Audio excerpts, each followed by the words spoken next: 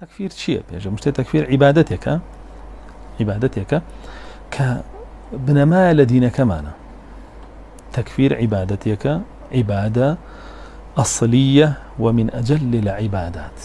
أنا تعريفك عبادتك بنما لدينك معنا ولا جورتين عبادتك كانت شنك تا كافر نناسين وبكافرين نزانين شون رزقار ما نبي لكفر ولا كافرة أبي كافر بناسين وبكافري بزين جا رزقار ما نبي لي وبريا بين لي ودورك ينولي جابوا عبادتك لعبادة جوركاني إسلام وركنة وبه ينعقد الولاء والبراء بهوي أو كتوتواني عبادتي ولاء وبراء تطبيق بكيت وجب جبكين ويكون قيام التوحيد هل بهوي بكافر داناني كافر ويكتو توحيدك خضرة واستوى به اگر بيت موحد وكافر همي بيكشا تماشا كري كي يترشون تواني بلا ما التوحيد وشون تواني بلا ما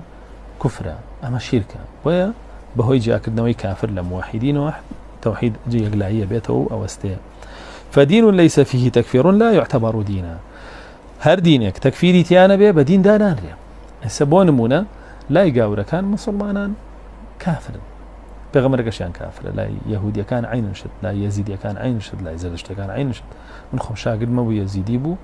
يعني بيانو دم كافرك هاو كافرك روي كافرك وا كافرك وا بنيامه كافر زاني زورشم بيخوش بو چونك من كافر بو مدينه كيوان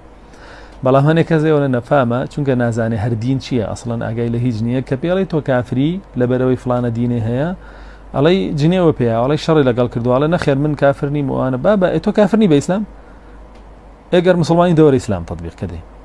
اك مسلمان هنيت كافري طايد القوش تيغنيه وقو چون كمنيش لدينك تو يعني كافر بدينك تو توش كلدينك منانيت كافري بدينك من طاو جابوا هر دينه تكفيري تي انا بيودينيه واورج كوري باز